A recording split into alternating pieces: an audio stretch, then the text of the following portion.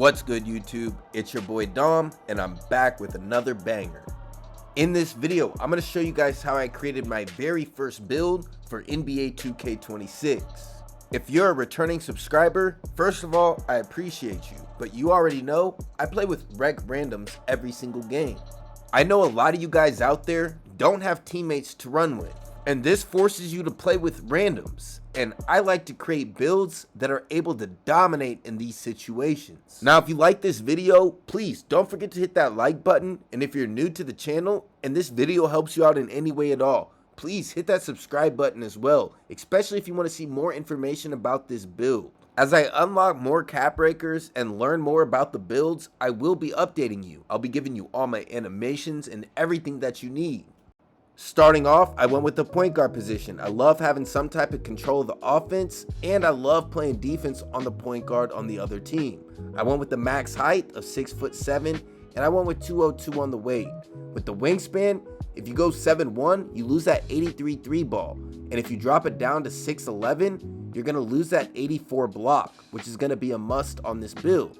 So the perfect wingspan is going to be 7 foot. Now, I'm going to show you guys exactly how I created it, and then I'm going to jump into my attributes and show you what my badges are looking like with the badge perks as well. And then you're going to understand why this build is extremely toxic.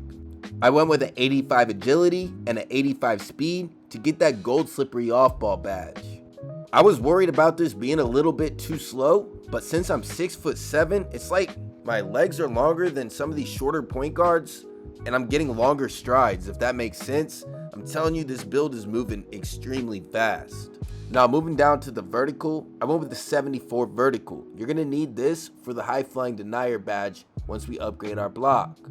I decided to take my block all the way up to an 84. I thought it was really important to get that silver paint patroller badge. A lot of people don't expect you to have this as a point guard.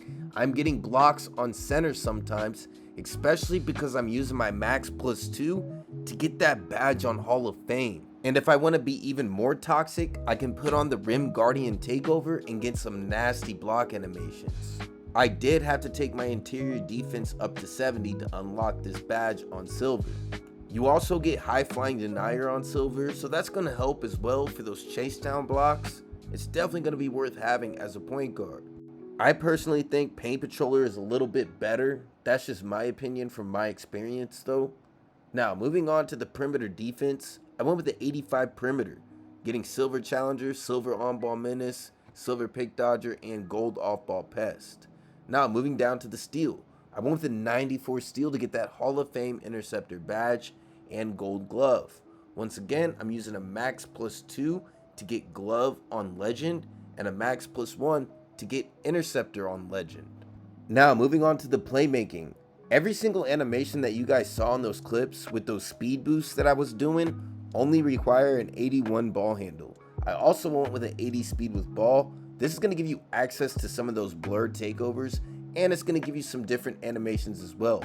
You only need a 75 speed with ball to get that silver lightning launch, but I wanted specific animations for the build, so I went with an 80 speed with ball. I don't even use the blur takeover, but it is a bonus. I also went with an 86 ball handle.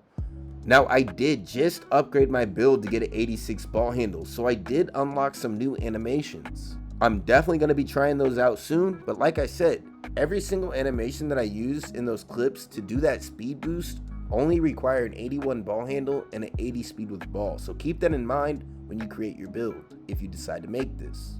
I don't know if any of you guys have played with Kevin Durant yet in Play Now, but I love playing with him, and my character does the exact same step back that Kevin Durant does, and this step back into this speed boost is unguardable to the fade in the mid-range. Every single time you're able to knock this down, and there's absolutely nothing the defender is going to be able to do about it, especially in the rec randoms when you're 6'7" point guard and you're being guarded by these 6'3s and these 6'4s, especially with the contest system this year. There's nothing that they can do to stop it. So like I said, if you want my animations, don't forget to hit that subscribe button and turn on those post notifications. I will be dropping every single animation that I use for this build on my next video. Now, moving on to the finishing, and I know some of you guys are going to be a little bit skeptical on this, but I promise you, all I went with was an 80 driving layup. I have silver float game. I am using a max +1 to get this on gold.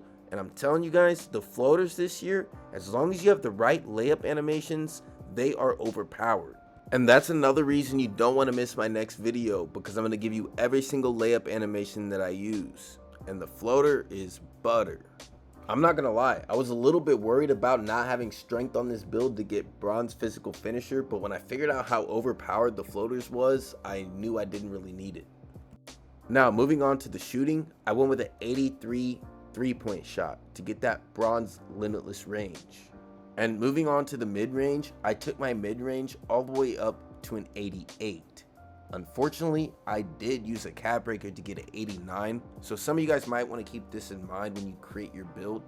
Honestly, as easy as the shooting is this year, I think you'll be fine if you just play through with an 88 and then cap break this later to get an 89.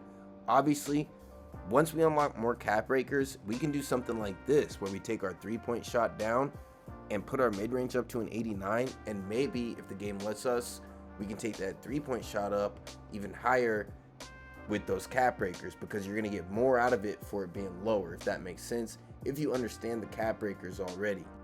And then you would be able to take your driving dunk up to an 87 and take your vertical up to a 78 to unlock some contact dunks on this build as well. You could tweak it in different ways. This is something I'm already keeping in mind, so make sure you stay tuned to see what I do to tweak this build later on in the year. I honestly think it's a little bit cheesy how 2K is doing this, because it forces you to create a new build later on in the year, which is forcing you to also spend more money.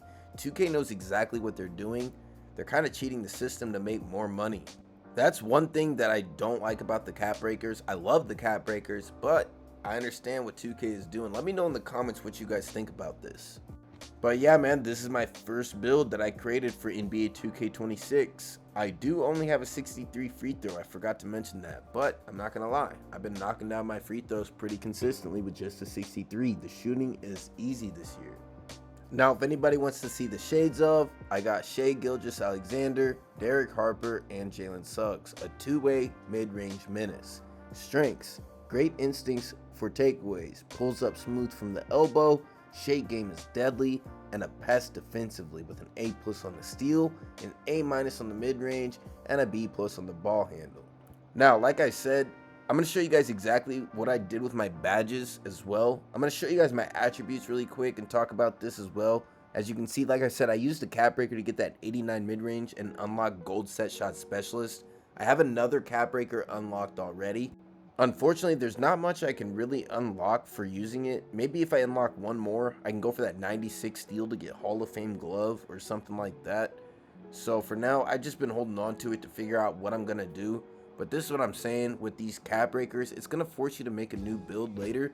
And the more cap breakers you unlock, the more ways you can create builds. So it forces you to spend more money. Now, like I said, I'm going to show you guys where I'm using my badge perks at so you can kind of understand. I have Legend Interceptor, Gold Flow Game, Legend Glove, Hall of Fame Paint Patroller on a point guard in the rec randoms. Do you guys understand how much that helps your team out when your big man doesn't have to help in the paint and you're able to get stops? Now, obviously, you can do whatever you want with this build. You could go with Hall of Fame float game and then use a layup mixmaster takeover. You can do whatever you want. I decided I wanted to be more toxic on the defensive end. So I'm going to show you guys the takeover that I'm using combined with this Legend Glove and this Legend Interceptor badge to get a lot more steals as well. Now, moving forward, I'm going to show you guys the takeover that I'm using with the build as well. This is going to help you out a ton. You can use the Commander takeover, like I was saying, the Rim Guardian takeover, and you can get a lot of blocks with this combination. But I decided to go with that Gifted Hands takeover. Not only does this give me +5 to my 3-point shot, my steal, and my perimeter defense, if you read the takeover, it says locks up ball handlers to force stops, pickups, and fumbles while bodying them up. Higher efficiency in getting on ball and pass lane steals. So not only is this going to help you get better steal animations, it's going to help you with your perimeter defense and locking those point guards up that you're guarding in the rec randoms.